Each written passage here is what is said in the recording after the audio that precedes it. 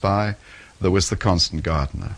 There have been low points. I think the film of The Little Drummer Girl was a heartbreaking failure. It was awful. The film of The Looking Glass War, again, no good.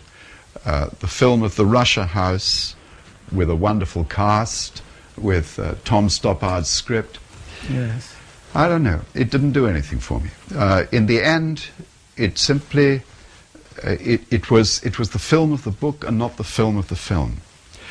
The most exciting thing that happens to me, and it happened with Marius, with The Constant Gardener, it happened with Martin Ritt when he was making Spy Coming from the Cold, is when I begin to see that the film is exercising its own magic over the time. That we're showing what we don't have to say, we are compressing the story, we're making a bouillon cube out of the cow, and we've turned what has to be read over, 16 hours into something that will be watched for 100 minutes.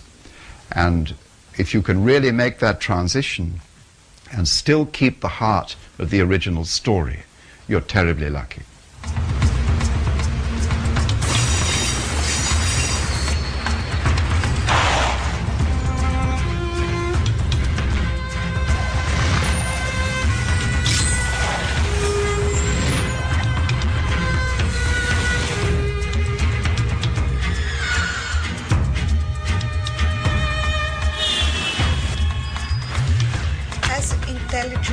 Work changed in 40 years' time? Has it changed, or it's always the same people, the same thing?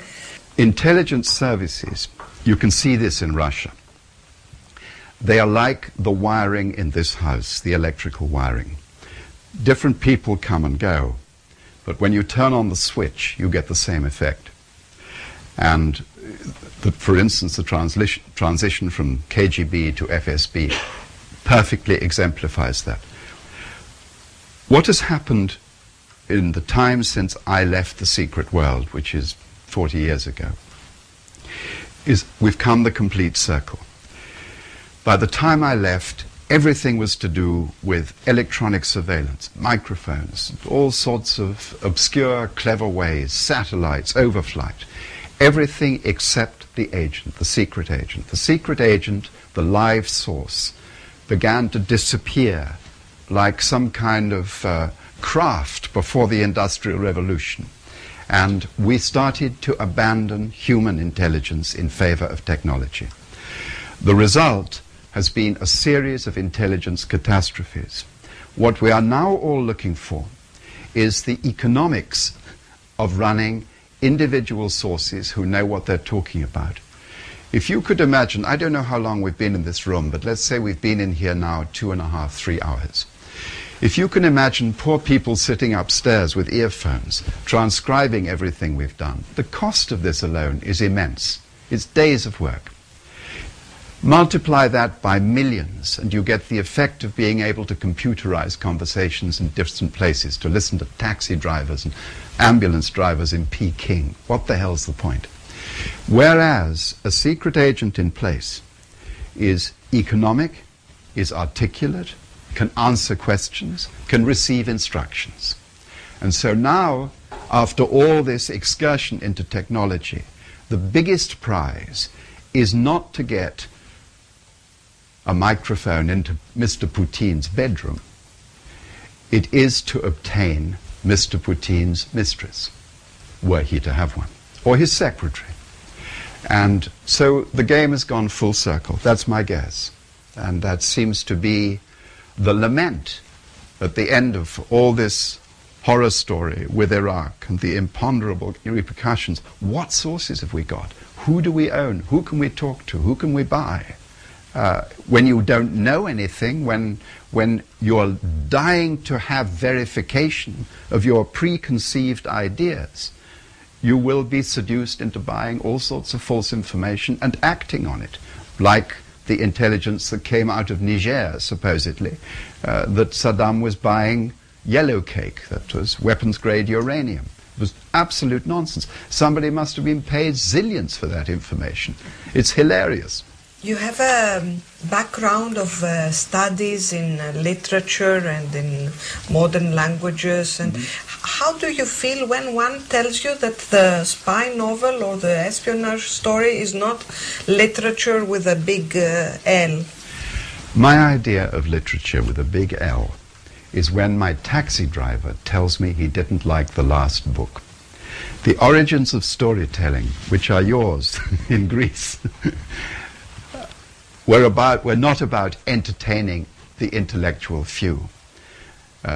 Storytelling grew out of legend. I'm sure Homer spoke aloud his stories, and certainly he collected stories that had oral origins, not written origins. I absolutely refuse to submit to the criteria of a literary bureaucracy. This is a self-appointed elite. I have to say that if somebody reads me because he likes spies, I'm happy. If somebody reads me because he likes love stories, well, I hope I've satisfied him too. We all look for the same thing, writers. We want to be loved and understood, and we want to find that magic grain of universality. We want to be translatable. It's a huge privilege, of course, to write in English. If The Spy Who Came In From the Cold had been written in Greek, we may not know to this day whether it would have been successful. So it's another shameful privilege that I've enjoyed in my life. He made one of those pauses that professionals make when they're trying to explain something to a simpleton. In my time, I'll admit, I had been guilty of the same presumption. We have two versions of you, holding up his bulletproof palms, one for each of me. Sinclair above the waterline, raising the left palm, and Sinclair below the waterline, dropping his right palm into his lap. Above the line, tip of the iceberg, you speak French and variations of Swahili only, plus English to your chums, obviously, which is normal rations for any middle-of-the-list interpreter. With me? With you thus far, Skipper, I affirmed, striving to evince enthusiasm. And below it, I was now staring downward at his right palm, the remaining 9/10 of the iceberg, which is all the other stuff you speak. You could play that one out, couldn't you? Not all that difficult, once you've got a grip on yourself. And taking back his hands, he treated himself to another biscuit while he waited for me to see the light. And now with Africa, it's a new field that you are trying to... Yeah, I'm not sure it's a new field. Look, Kenya fascinated me because of the post-colonial attitudes of Britain. And what has replaced colonialism? Globalization. That was really interesting for me also. So there wasn't a sudden lurch for me away from the Cold War and, oh Christ, what do I write now? What I was doing, I think, was being carried by the tide, by the sea. And it had moved in those directions to the former colonies. Do you prefer to go to the places you will write on, or you prefer to have your fantasy in a... Oh no, well, the fantasy I have anyway, but I have selected places in the past, and I hope to go on doing so in the future, which give me an education. I knew nothing about the Middle East until I immersed myself in the Middle East. I went to the Israelis, who were extremely accessible and welcoming. I mixed with the Israeli special forces, and I could see anybody I wanted. I went to Lebanon and introduced myself to Arafat, and I spent 10 days with Arafat, and I lived with the chief of fighters in South Lebanon. Out of that, I was able to extract what you may call the illusion of reality, and then added to my own imagination, I felt informed and educated, and I felt free to move that way. I think first impressions are absolutely vital. I remember the first time I went to Moscow in 1988, and my old service would not have wished me to go earlier, and the Russians wouldn't have wished me to come earlier. But the perestroika was on, and our ambassador had spoken to Reza Gorbachev, and I could go. And all the things that I saw in those first few days were the things that impregnated the novel later. The smell of humanity, of Russian petrol, the way people look and don't look at you, the mystery of eye contact in a